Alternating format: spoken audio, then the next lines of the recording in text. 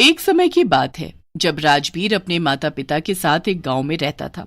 राजबीर एक फौजी था और छुट्टियों में अपने माता पिता से मिलने आया हुआ था। बेटा, इस बार तू बहुत ही दिनों में आया है, अब हम तुझे जल्दी से जाने नहीं देंगे। अरे माँ, अब मेरी पूरी जिंदगी मैंने अपने देश के नाम कर दी है। मेरा पहला फर्ज मेरा देश है, फिर उसके बाद कोई है। हाँ बेटा, सबसे पहले तेरे लिए तेरा देश ही होना चाहिए। कोई नहीं, तू अपना फर्ज अच्छे से निभाना। पर सुन, तेरी मौसी ने तेरे लिए एक लड़की देखी है, तो कल हमें उसे देखने जाना है। अगले दिन राजबीर अपने माता पिता के साथ उस लड़की के घर जाता है और उस लड़की से मिलता है। उस लड़की का नाम रीमा होता है और वो बड़ी ही सुंदर होती है। राजबीर और उसके माता पिता को लड़की एक बार में ही पसंद आ जाती है। दोनों की शादी 4 महीने बाद तय होती है।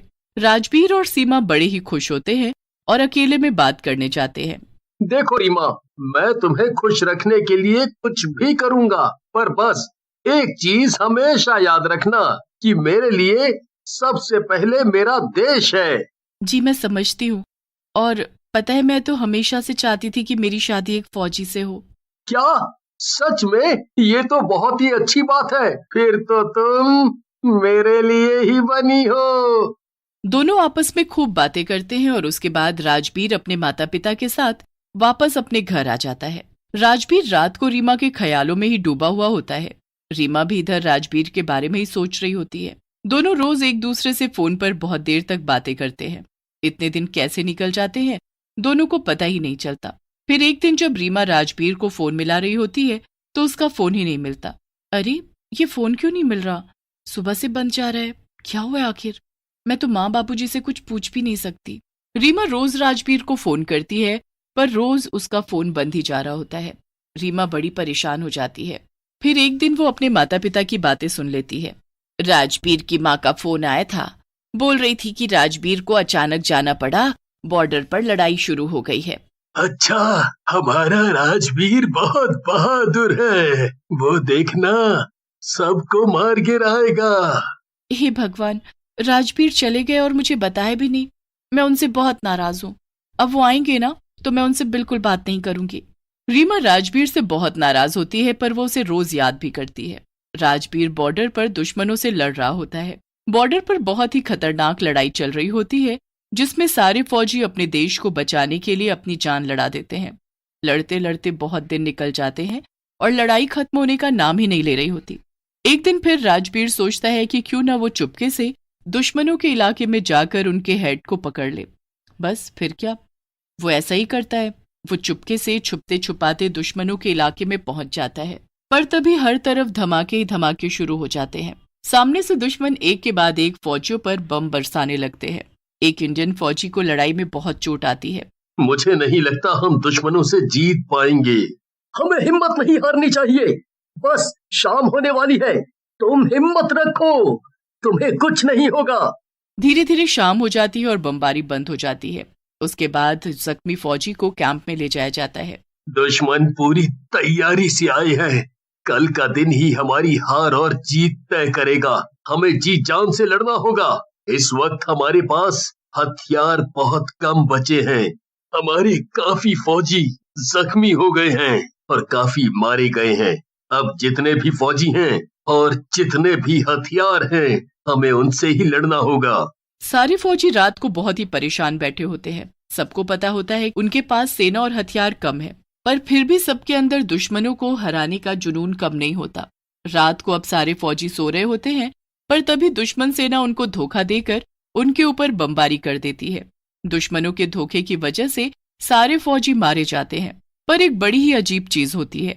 अगले दिन जब दुश्मन अपनी जीत का जश्न मना रहे होते हैं, तभी सामने से उनको इंडियन फौजियों की सेना आती दिखती है। ये सारे इंडियन फौजियों को तो हमने मार डाला था, तो फिर ये सामने से कौन से फौजी आ रहे हैं? सब लोग अलर्ट हो जाओ। सामने इंडियन फौजी की सेना है, उन पर हमला कर दो। ये क्या हो रहा है? हमारे हथियारों का इन फौजियों पर कोई असर क्यों नहीं हो रहा? सर जी, ध्यान से देखो, इनकी शक्ल तो भूतों की है। अरे हाँ, इनकी शक्ल तो भूत की है। सर जी, ये इंडियन फौजियों के भूत हैं। इसलिए इन पर हमारे हथियारों का कोई असर नहीं हो रहा। तुम बस गोलियां बरसाते रहो इन पर। दुश्मन लोग इंडियन फौजियों पर गोले बम बारूद फेंकते रहते हैं, पर उन पर कोई असर नहीं होता। भूतिया फौजियों की सेना दुश्मनों की तरफ बढ़ती जाती है। चलाओ चलाओ, कितनी गोलियां चलाओगे? हम इंडियन फौजी हैं, हम मरने के बाद भी अपने देश के लिए लड़ सकते हैं। हम मरने के बाद भी अपने देश की रक्षा करेंगे और अपना फर्ज निभाएंगे। तुम्हारी कोई भी गोली या कोई भी हथियार हमारा कुछ बिगाड़ नहीं पाएगा। कर दो अटैक दुश्मनों पर। सारे भूतिया फौजी दुश्मनों पर अटैक कर देते हैं। एक एक भूतिया फौजी दुश्मनों की गर्दन पकड़कर उसको मरोड़कर दुश्मनों को मारता है। पूरी रात भूतिया फौजियों की लड़ाई दुश्मनों के साथ चलती रहती है और बस उसके बाद जीत इंडियन आर्मी की ही होती है। दुश्मन की लाशें चारों तरफ पड़ी होती हैं।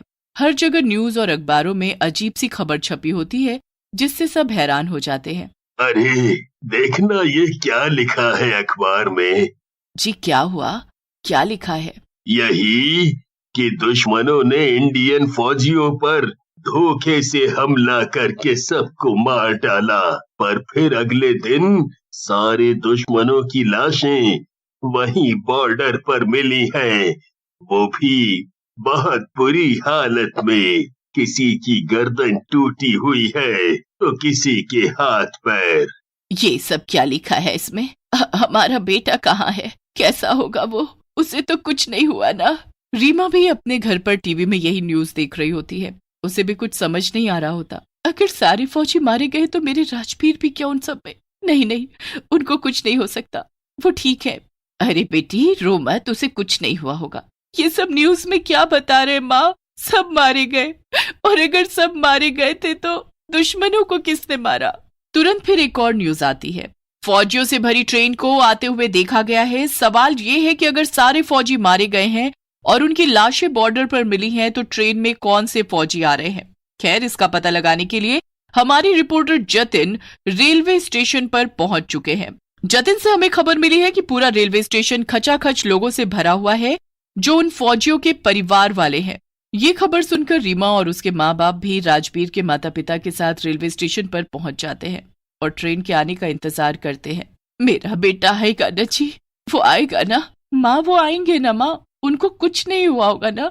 हाँ मेरी बच्ची, तू हिम्मत रख, राजवीर जरूर आएगा। सब लोग आंखें गड़ाकर पटरी की ओर देख रहे होते हैं कि तभी दूर से ट्रेन के आने की आवाज आती है। सब खुशी और उम्मीद से ट्रेन की तरफ देखते रहते हैं। ट्रेन बिल्कुल सामने आ जाती है। वो आ गए माँ, देखो वो आ गए। पूरी ट्रेन फौजियों से भरी है, वो भी इसी में होंगे। हाँ बेटी, वो इसी में होगा, अभी उतरेगा ट्रेन से। रीमा देखती रहती है कि राजवीर ट्रेन से उतरेगा, पर जब पहला फौजी ट्रेन से उतरता है तो सबके होश उड़ जाते हैं और सब पीछे हट जाते हैं। वो एक भूतिया फौजी होता है और लोग उसे देखकर डर कर कांपने लगते हैं। उसके बाद हर डब्बे से भूतिया फौजी उतरने लगते हैं। एक के बाद एक भूतिया फौजी प्लेटफॉर्म पर उतरने लगता है। लोगों में उनको देखकर हड़कंप मच जाता है। वो सब इधर उधर भागने लगते हैं। डरो मत, हम तुम्हें नुकसान पहुंचाने नहीं आए, हम आपको बचाने आए हैं। हम आप में से ही किसी न किसी के परिवार से हैं, पर उस लड़ाई में हम सब मारे गए और भूत बन गए। दुश्मनों ने कुछ लोगों को हमारे देश के अंदर भेज दिया है, जो यहाँ के आम लोगों में मिलकर हमारे देश के खिलाफ कोई बहुत बड़ी साजिश रच रहे हैं। ये सब सुनकर वहां लोग अपने प्रियजनों के मरने की खबर जानकर रोने लगते हैं। हर तरफ रोना धोना मचा होता है। रीमा भी बैठकर रोने लगती है। मेरा क्या होगा? अब 4 दिन बाद मेरी शादी है, अब मेरा क्या होगा? मैं राजवीर के बिना जी नहीं पाऊंगी। जैसे तैसे रीमा के माता पिता उसे लेकर घर आते हैं। रीमा एकदम सदमे में होती है। शादी से एक दिन पहले रीमा और उसके माता पिता न्यूज देखने लगते हैं, जिसमें राजवीर का इंटरव्यू आ रहा होता है। मैं दुश्मनों के इलाके में घुस गया था और उन्होंने मुझे वहां कैद कर लिया। एक रात फिर मैंने खुद अपनी आंखों से भूतिया फौजियों को, दुश्मनों को मारते देखा। रीमा और राजवीर के घर वाले ये देख खुशी से पागल हो जाते हैं। इंटरव्यू के बाद राजवीर अपने घर सही सलामत आ जाता है और उसकी शादी रीमा से धूमधाम से हो जाती है। सारे भूतिया फौजी देश में छुपे सभी दुश्मनों को मार डालते हैं और उसी ट्रेन में वापस चले जाते हैं। उसके बाद उस ट्रेन का कभी पता नहीं चलता कि वो कहाँ गायब हो जाती।